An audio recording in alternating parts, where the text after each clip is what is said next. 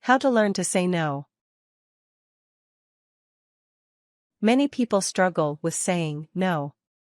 If someone asks you for a favor or a commitment, you may feel obligated to say yes. Remember, just because you can do something does not mean it is required. Work on considering the best ways to say no. Think about things like your personal boundaries and the situation at hand.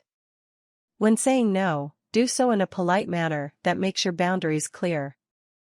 Work on avoiding guilt after saying no. Understand, you always have a right to turn down an invitation or refuse a favor. It's okay to make yourself and your mental health a priority. Part 1. Considering how to say no. 1. Give yourself permission to say no. Many people have a knee-jerk reaction to say yes when they're asked to do someone a favor. Keep in mind, you are never required to say yes. It's actually okay to say no sometimes. Accept this as you prepare to say no to someone. This will help you say no with ease. If you never say no, this can have negative consequences. You can enable someone who relies too much on you for favors. You can also burn out on your own end and lose focus. If you say no too often, you may miss out on things that may be good for you. If you're overcommit doing things you don't want to do, you won't have much time left for yourself. Make time for the things you really enjoy rather than saying yes as a knee-jerk response. If you, say, agreed to help a friend move all weekend, you may have to turn down an invitation to go on a weekend hiking trip with another group of friends. 2. Establish your personal boundaries. It's always easier to say no if you have a reason. However, that reason does not have to be concrete. Many people think if they can do something, they should. Your reason for saying no can be a simple matter of your own personal boundaries. Think about what boundaries you have, and embrace the fact you're allowed to stay true to them. Consider what you are reasonably able to do, and what you actually enjoy doing. You can say no to things that drain you or distract you. You can set specific boundaries regarding what you will and will not agree to do. For example, maybe you value solitude. You can set a boundary that you won't go out 2 nights each weekend. You can use this boundary as a reason for saying no. For instance, I would love to go out with you Saturday, but I have plans Friday. I never go out 2 nights in a row because I get too tired. You can also set boundaries in regards to personal commitments.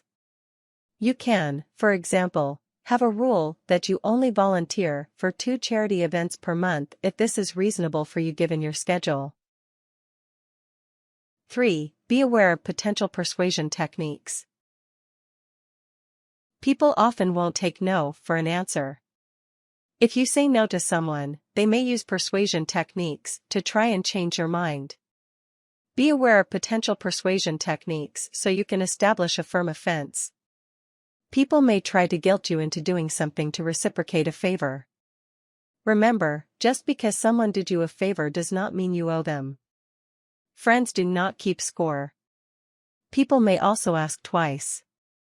If you say no to one thing, they may try to get you to agree to a smaller commitment or favor. Remember to be firm. Keep saying no. A person may also try to get you to do something by comparing you to other people.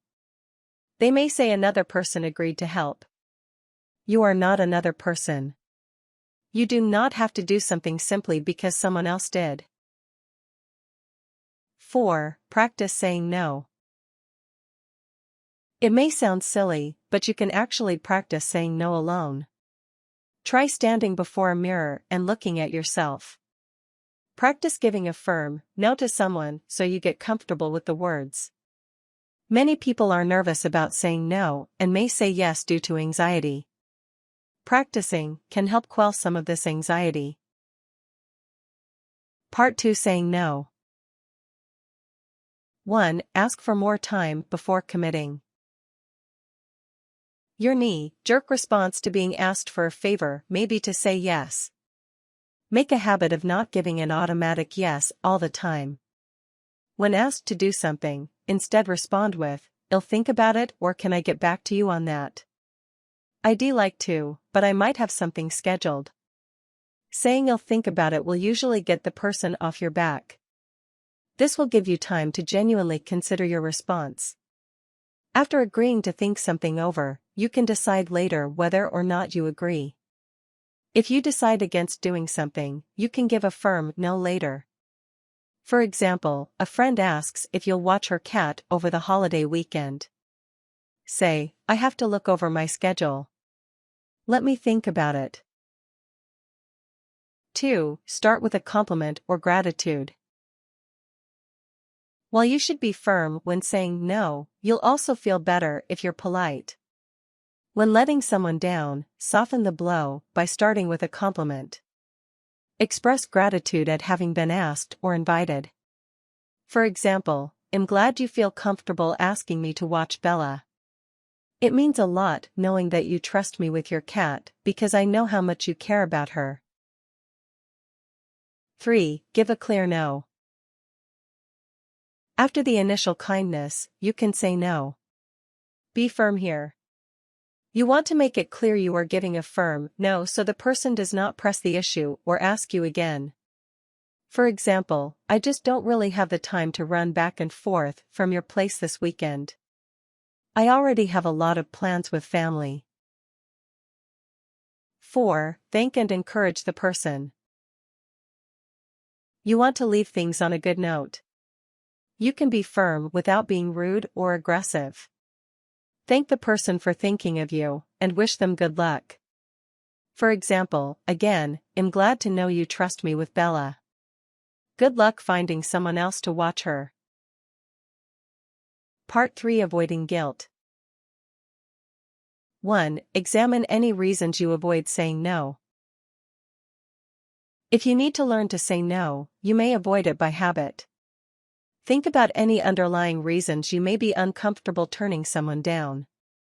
This can help you identify how your inability to say no may be irrational.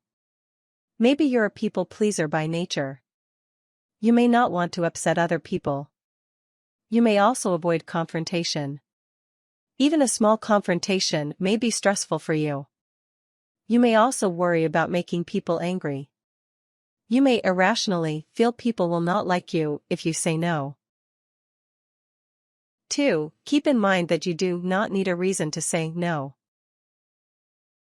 Some people feel like they have to have a good reason to say no, but this is not the case. If you do not want to do something, then you don't have to do it. Try to remind yourself of this in situations where you can't think of a reason to say no.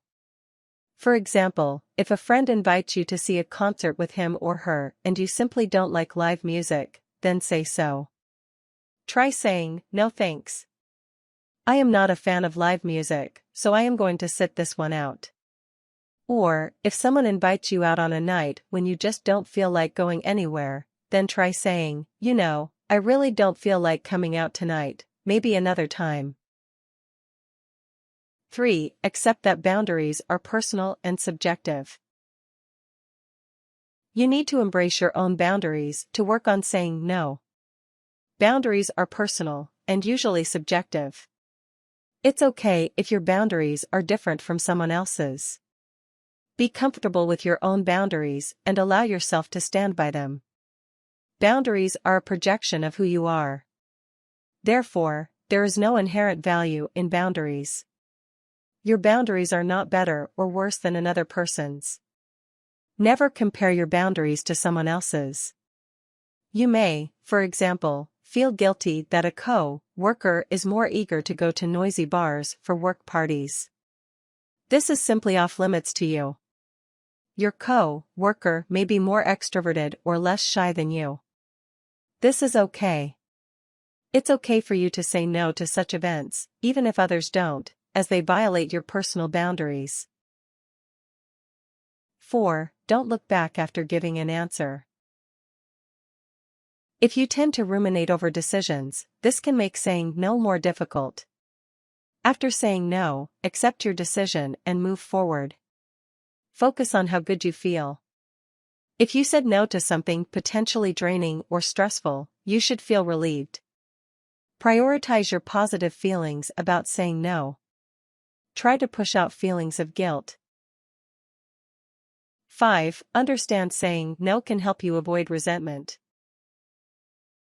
Saying yes too often could lead to resentment. If you're a people pleaser by nature, you may say yes more frequently than is healthy. If you, for example, agree to help every time a friend needs a favor, you may begin to resent that friend. While you may feel temporarily guilty over saying no, it's better to deal with momentary guilt than to risk tanking a valuable relationship. 6. Work on building up your self-worth. Part of the reason why some people struggle to say no is because they don't feel like their wants and needs are as important as other people's wants and needs. To avoid feeling guilty from saying no, try to work on building up your self-worth. Some strategies that you might try include writing a list of your strengths, using positive self-talk to encourage yourself, exploring your interests and making time for yourself, avoiding comparing yourself to other people, setting realistic goals for yourself.